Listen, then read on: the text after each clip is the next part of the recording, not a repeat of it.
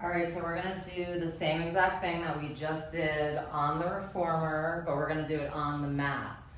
All right, so we're gonna start with the pike up. So for this one, I normally stack the feet up on top of each other on the forearm, lift it in the shoulder, arm up, lifting up, keep the abs in, pike up, drop down. 7, 6, 8 to 10 normally. 5, 4, 3, 2, 1. You could add the little pulses from here, but we're not going to do that. We're just going to add the tuck. So lift up, tuck, dropping down.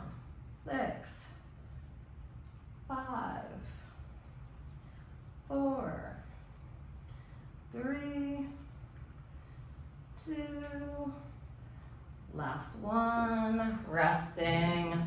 And then we have to go over to the other side and do the same thing. So you want to stack the feet up on the forearm, lift it in the shoulder, lift up, good, pike up, drop down, keep the abs in.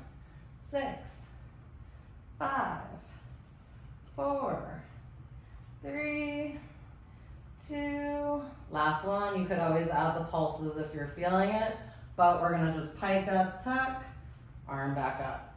7, use the abs. 6, 5, 4, 3, 2, last one, resting. Those are very challenging, more advanced, and then best stretch after is definitely the mermaid stretch, either on the reformer or just staying on the mat. So good. Okay, till next time.